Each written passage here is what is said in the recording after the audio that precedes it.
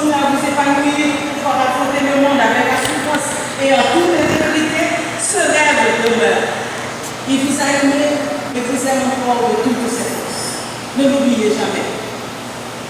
Claudine, Claudel, Fritz, Momo, Alphonse, Marguerite, Lumière, Noli est entré dans la lumière et il continue de briller à travers tout cet amour, ce respect et cet engagement que nous avons ensemble en famille, cultivé pour Dieu, pour la connaissance, pour l'art, pour le sport, pour la beauté et surtout pour notre chère Haïti. Noli continue de vivre en nous et de nous dire que les liens qui nous unissent comme frères et sœurs, les uns aux autres, ce sont des liens sacrés qui ne doivent pas se rompre. Nous devons nous lutter contre vents et marées pour maintenir nos liens fraternels. D'ailleurs, de toutes les expressions de douleur apportées dans les évangiles à l'occasion de perte de vie, celle exprimée par des sœurs pour leurs frères est le seul. C'est la seule occasion qui a fait pleurer Jésus. Amen. Restons solidaires et aimants. Membres de l'Église baptiste de la 14-4, vous vivez aujourd'hui le départ d'un de vos fils, l'un de vos plus grands produits. Je n'avais que 7 ans et lui, il en avait 13, quand je le vis pour la première fois, son accordéon au dos partir avec le frère Rodrigue Laibol, entraîner la chorale de ce dernier quartier. Je l'ai vu accompagner Maître Leroy pour faire pratiquer l'une des plus grandes chorales de cette ville, la chorale du Collège pratique du Nord. Noli est le fier produit du Collège pratique du Nord, fruit de la devise « Vous êtes la lumière du monde » face au soleil qui rayonne, enflammé du feu de la roi, pour le Christ, pour la patrie. Marchons. La joie et l'effort qui nous anime, il faut toujours vainqueur. Plus la bataille est dure, plus au fond, nous marchons. C'est cette devise qui a produit cet élément que vous avez vu aujourd'hui et que nous célébrons le départ. Noli a grandi au pied de fer, Fernand Cadigny, au pied de fer de Romain, au pied de fer de Fosse, au pied de Madame Jacques Dardepré, au pied de Madame Franck Cried. Noli est un produit de cette église. Au nom de la famille, je vous remercie d'avoir aimé. Il vous le redonnera. Membre de l'église de l'avenir, consolez-vous. Votre hiver est parti progressivement.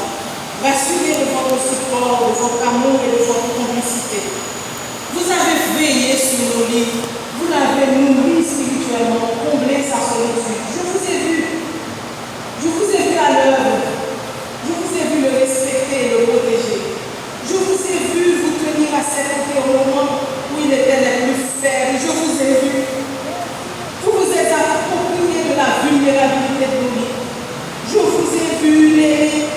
J'ai vu dans vos regards tant de tendresse pour nos vies. Une fois, j'aimais vous lever. J'ai entendu votre tendresse dans les propos de salutation après l'église. Je l'ai senti dans vos prières, dans le métier de votre appartenance à cette assemblée, malgré la maladie et la faiblesse de son cœur. Je vous l'ai vu supporter. Que Dieu bénisse chacun de vous, ainsi que vos enfants, où que vous soyez aujourd'hui. Collègues de sport des centres de dojo dirigés par Noli, disciples et assistants de tous les degrés, vous avez peuplé la vie de Noli. Vous former et vous servir lui avez procuré beaucoup de joie.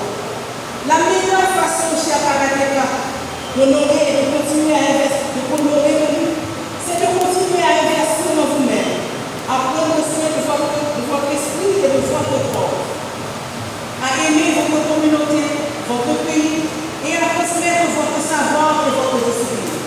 Un dojo, en plus, représente un don de moins, car il comblera les besoins d'appartenance et de modèles, de guides et de valeurs que recherchent les jeunes qui s'effordent à se jeter dans les bras de prédateurs de conscience aujourd'hui. Ne croyez pas que les jeunes du Cap-Haïtien sont à l'abri. Ce qui se passe à Port-au-Prince peut aisément se répliquer au Cap-Haïtien. Mettez donc en application les leçons du maître, du sensei, du fichez en nos vies. Je vous en prie, soyez des disciples efficaces. Membres de la famille de Noli, amis et collègues, nous sommes aujourd'hui unis par la douleur de la perte de ce fils adoré d'Haïti.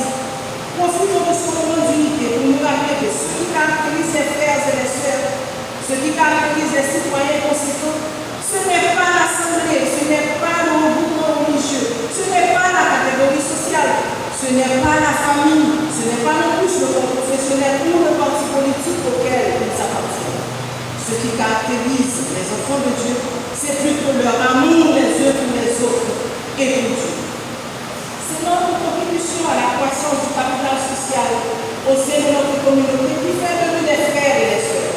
Et c'est ce à quoi nous sommes appelés en ce moment où, dans notre pays, le tissu social est déchiré, au point où nous en sommes arrivés à nous entretuer pour survivre. L'aiguillon de la mort est en train de nous torturer. Dans le premier livre des Corinthiens, au verset 55 du 15e chapitre, nous lisons ces mots auxquels on fait immanquablement référence dans les circonstances pareilles à celles que nous vivons aujourd'hui. Oh mort, où est ta victoire? Oh mort, où est ton aiguillon? Au fond, deux mots de ces versets s'imposaient à moi chaque fois qu'il m'était donné de l'entendre de l'aiguillon. Aiguillon et victoire.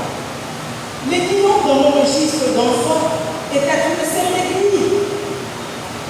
Une seule aiguille. Et alors, dans mon image, dans mon esprit s'exprimait l'image d'un méchant qui pique et d'un méchant qui fait pleurer. Et il fait mal. Donc, s'il réussit à faire mal, il a donc gagné. Alors, pourquoi? Je ne comprenais pas pourquoi. À chaque fois, on disait: oh mort, où est ta victoire?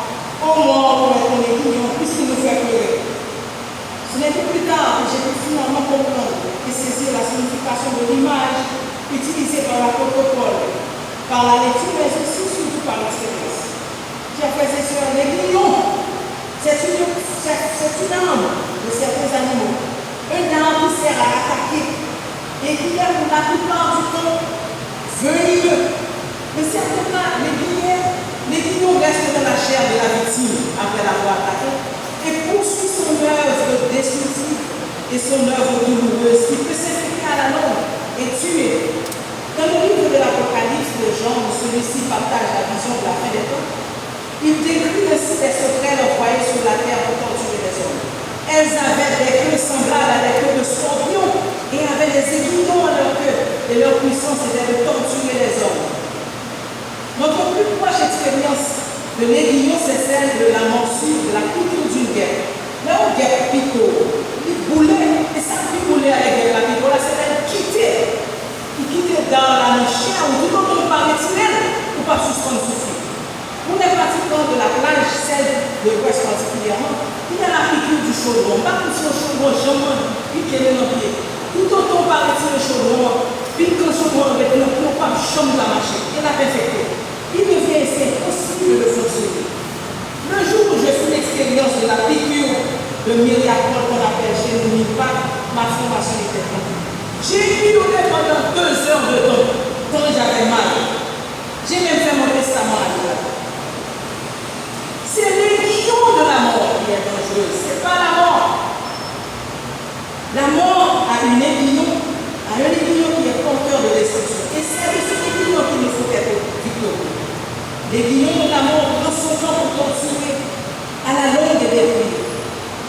Je vais vous partager avec vous certains aiguillons. Arrivez chez vous, vous pouvez faire l'exercice. Identifiez les aiguillons que vous connaissez. La peur de la mort est un aiguillon. C'est un aiguillon de taille qui peut demeurer dans notre chair et nous empêcher de vivre. L'interprétation de la maladie et de la mort comme une punition est un aiguillon qui nous empêche d'accepter les réalités de la condition humaine. Mon frère Noli est mort dans la sérénité. Il n'avait pas d'aiguillon dans sa chair. Oh, vous auriez dû être là pour voir comment Noli a préparé sa sortie de scène. Il était là. Nous étions là, nous tous n'attendons pour retirer le tube là dans la bouche qui a fait mal. Il était impatient de se débarrasser de cet instrument qui lui faisait mal. Et on était là à l'accompagner, nous prier, nous chanter, nous crier. Il nous guettait faire mal. Il nous glaner fois nous sur le lit. Il nous a chanté mal. Mais qui est-ce qui a chanté comme on est là? Il nous tête nous faire mal. Nous tous dans la famille.